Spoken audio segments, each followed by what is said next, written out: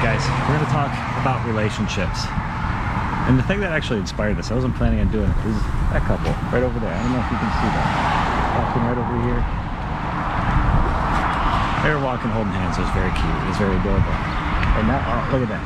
Now he's running, giving her a piggyback ride. Relationships can come in all forms and sizes, guys, but romantic or otherwise, but let's talk about them right now. All right, that bro just let me go, and I appreciate the shit out of it.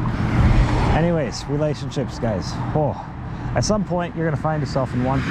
Just kidding, you're born into one. Literally, if you were born, you have a relationship of some sort with a madre and a padre, right?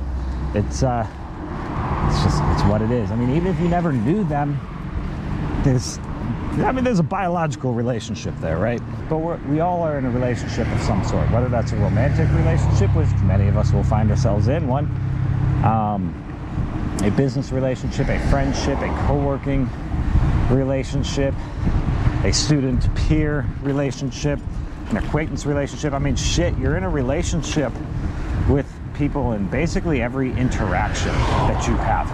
And I know that's a weird thing to think about, because we think, oh, this is friends, this is family, this is romantic relationships. But it really, you are in a relationship with somebody that you're just engaging in. That's an acquaintance relationship, and that's fine. Nothing wrong with that. A majority of our relationships are acquaintance-based, right? Even this, you know, there's a basic, like, relationship between myself and you. I mean, they are messy things. Humans are very complicated beings. We're very emotional beings. And I know we all like to think, and myself included, like to think that we are highly rational. Nah, not really. It's nice to think that we are, but nah, not really. We're not, we're not super rational.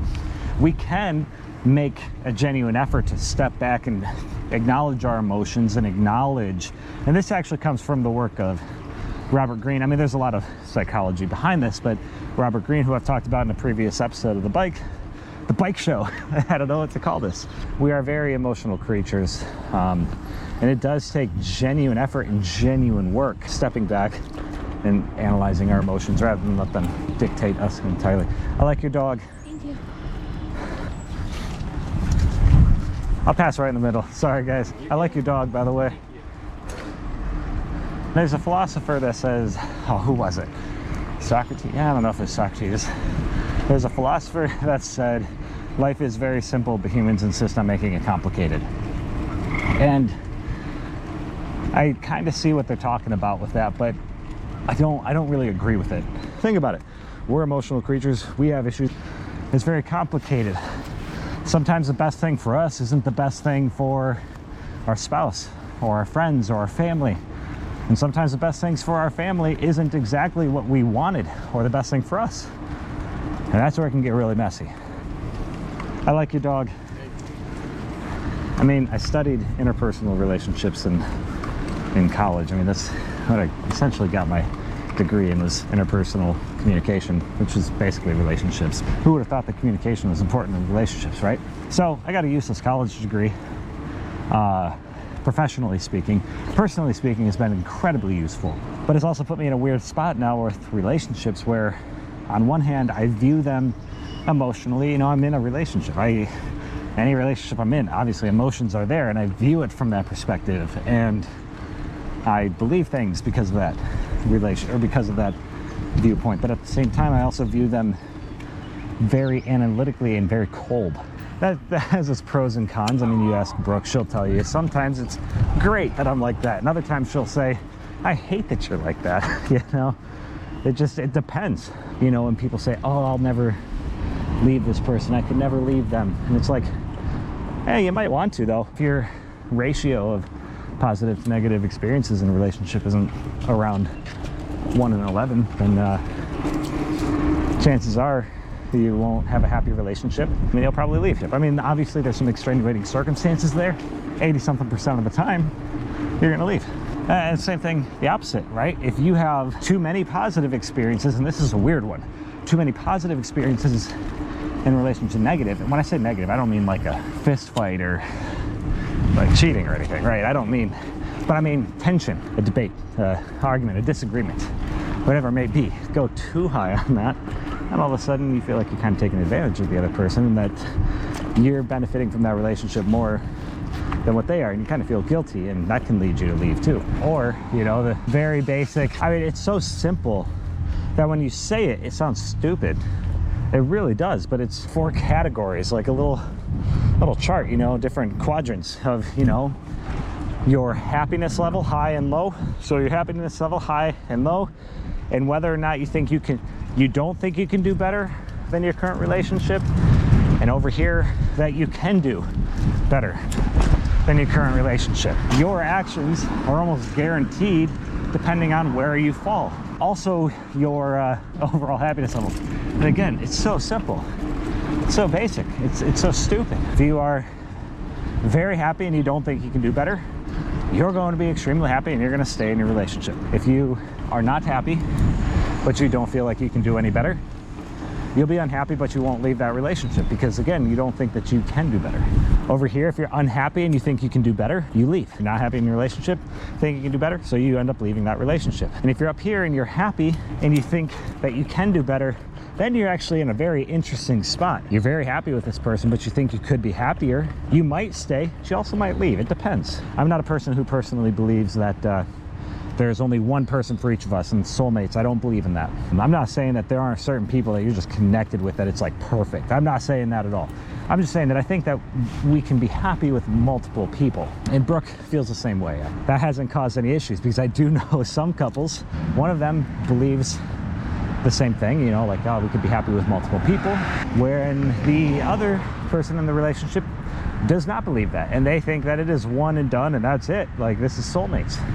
And that causes tension, and that causes stress and anxiety and nervousness that this person's going to leave, when that's not necessarily the case at all. It is very interesting how we see things and how that can impact our significant other and those that we're in a relationship with. So again, I'm not a person who believes that there's one person for all of us and soulmates. However, I don't necessarily think I could do better than Brooke at all. You know, I think Brooke is kind of top tier of what I can do. I mean, Brooke watches these videos, so she's gonna hear me say that. Like, Brooke is, for me, that's it. Like, I'm a marriage guy, so when we're married, like, that's it. Doesn't matter how bad you want to fuck somebody else, doesn't matter how frustrated you are, doesn't matter how whatever it is. Like, I mean, barring some like genuinely extreme circumstances like abuse or cheating or some sort of substance abuse and the person is refusing and will not change or something like that. These are important things to figure out, but in understanding what you're like, what you will leave about, what you won't leave about, and trying to figure out your thoughts, because I think it'll make your relationship much happier. Again, I don't think I could necessarily do better than Brooke. I think I could be happy with somebody else, but I really don't want to be happy with somebody else. I want to be happy with her. I'm about to get wet. Ugh. Ugh.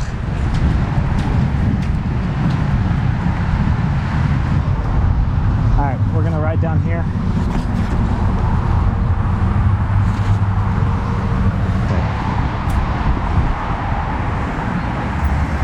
Oh, okay, this is a doctor's office. All right, not a place we need to be. Anyways, we're gonna go down the stairs, and I'm nervous because I feel like my bike needs to be tuned up a bit.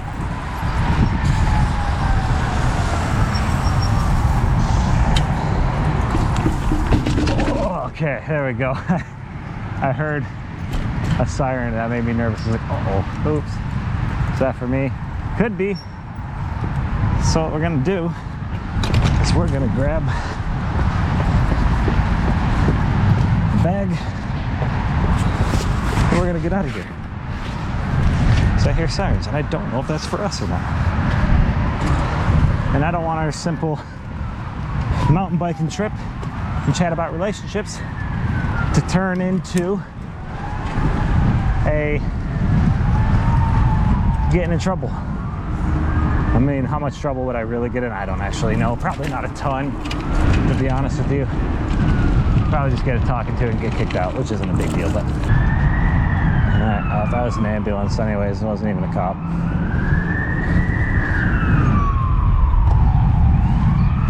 So anyways, folks, I don't know exactly what I wanted to talk about with that, besides we're all chasing something. I think a lot of us are always chasing the next hottest person that we can find, or this quote perfect person. I don't think it's true though. I really don't.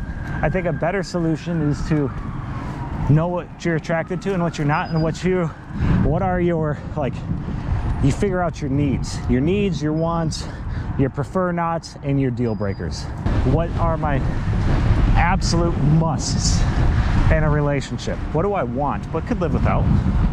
You know, it's nice, but not a deal breaker at all. What are my, you know, I'd prefer that they're not this way, but, or I prefer this isn't a trait or quality or whatever it may be, but if it is, it is, and that's not a big deal.